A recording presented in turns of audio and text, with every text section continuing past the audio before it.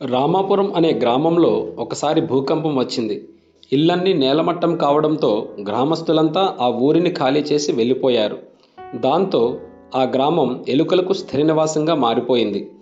పైగా గ్రామంలో మనుషులే లేకపోవడంతో ఎలుకల సంఖ్య రోజురోజుకి పెరగసాగింది. ఒకసారి ఆ ఊరిని ఆనుకొని ఉన్న అడవికి నీటి కరువు వచ్చింది. వాగులు వంకలు ఎండిపోయాయి. నీళ్లు దొరక్క జంతువులు విలవిల్లాడాయి. నీటిని వెతుక్కుంటూ ఒక ఏనుగుల గుంపు రామాపురం వైపు వచ్చింది. ఏనుగులు ఆ ఊరిలోని మంచినీటి చెరువు వైపు వెళ్తుండగా దారిలో వందల సంఖ్యలో ఎలుకలు వాటి కాళ్ళ కింద పడి నలిగిపోయాయి.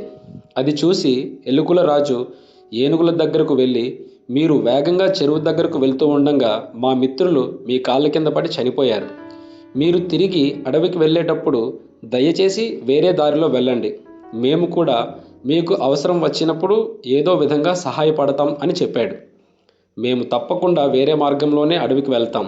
అయితే మీలాంటి చిన్న జంతువుల నుంచి మాలాంటి పెద్ద జంతువులు ఎలాంటి సహాయాన్ని తీసుకోవు సరికదా, ఆశించవు కూడా అని గర్వంగా పలికాయి ఏనుగులు. అన్నమాట ప్రకారం వేరే మార్గం మీదుగా అడవి చేరుకున్నాయి. కొన్ని రోజుల తర్వాత అడవిలో కొన్ని ఏనుగులు ఒక వేటగాడు వేసిన వలలో చిక్కుకున్నాయి. మిగతా ఏనుగులకు వలలో ఉన్న వాటిని ఎలా రక్షించాలో తోచలేదు. ఆఖరికి ఏనుగుల నాయకుడు ఒక ఏనుగు చేత ఎలుకల రాజుకు కబురు పంపించాడు. వేలాది ఎలుకలు అడవికి వచ్చి ఏనుగులు చిక్కుకున్న వలను తమ పళ్ళతో కొరికి వాటిని విడుదల చేశాయి.